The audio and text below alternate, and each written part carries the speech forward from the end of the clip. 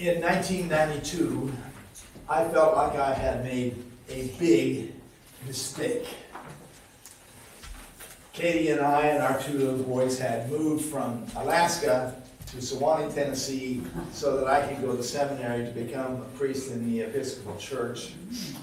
And it just seemed, after about 3 weeks after we had arrived at the seminary, it seemed like a big mistake. We had sold our house in Alaska. We'd sold the truck and the car and the boats. We'd gotten rid of a lot of our stuff, packed the rest of it into a container, and shipped that to Seattle. At Seattle, we put the stuff in a U-Haul, a small U-Haul truck, and drove it across the country to Tennessee and settled into our rental house. In Alaska, it's still the last frontier. People are rugged and they're outdoorsy, they're honest, and they're self-reliant. And our little church in Alaska was informal, friendly, progressive, not really aware of a lot of what goes on in the Episcopal Church. But when we got to Tennessee, the church there is very formal and very aware of history and tradition. And people in the South, when they talk, you have to they talk in code, and you have to sort of interpret what they're saying.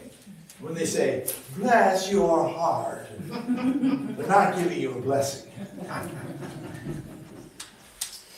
And my new classmates, they hadn't worked in the woods like I had, or worked in a shipyard like I had. It seemed like they were all stockbrokers and lawyers and teachers, and they seemed way more sophisticated than I was.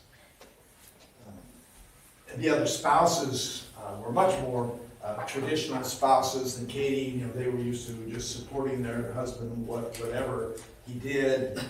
And we were on a very small budget.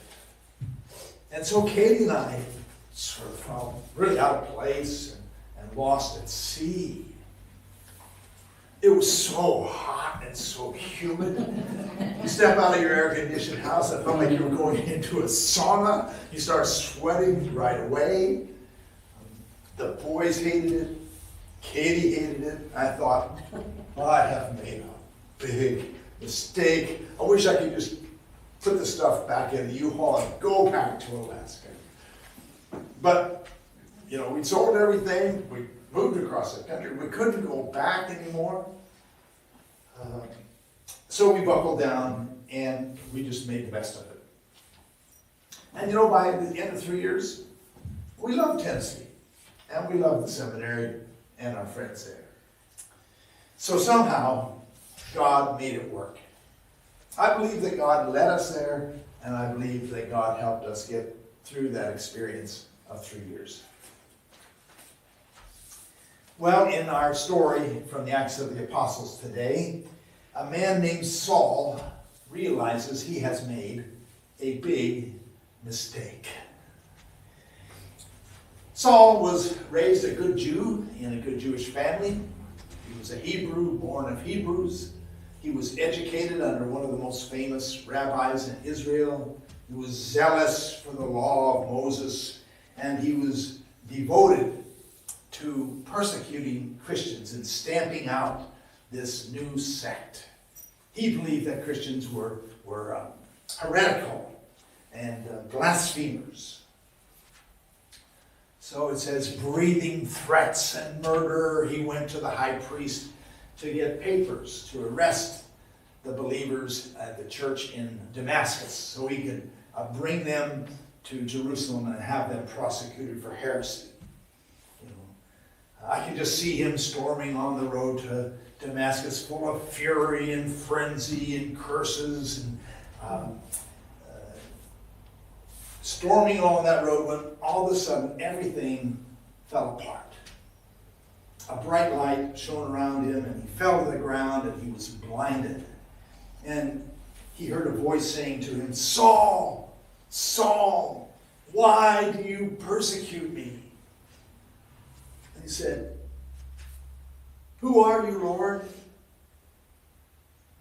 Those words tell us that all of a sudden he realized he did not know who God is. He did not know God. He says, "Who are you, God? I don't know. Tell me." And the answer came, "I am Jesus, whom you are persecuting. Now get up and go into the city where you will be told what to do." So Saul got up, blind and helpless, and he had to be led by the hand into Damascus, where he sat in darkness for 3 days. It doesn't say what he thought about during those 3 days, but in my imagination, he was thinking, "Boy, I have made a big mistake. Everything that I thought was true and right has turned out to be wrong. I thought God wanted me to persecute the followers of Jesus and destroy them. But now I see I was wrong. I thought that this Jesus was a criminal and a blasphemer, and now I realize I had it all wrong." So for 3 days, Saul sat in the dark, same amount of time as Jesus stayed in the tomb. And during those 3 days, I think something in Saul died. His arrogance, his hatred, his egotism. He prayed there, and he waited to see what God was going to do next. And it came in the form of a man named Ananias. Ananias was a Christian in Damascus, possibly one of the very people that Saul had gone to arrest. And God spoke to Ananias and said, "Ananias, go to the street called Straight, to a house of a man named Judas, and you're going to find a man named Saul there, and you are to pray for him and restore his sight." And Ananias said, "Oh, no, Lord. I've heard all about this Saul, and he is set out to persecute us. He's the enemy." But God answered him and said, "He is my chosen instrument. So don't be afraid.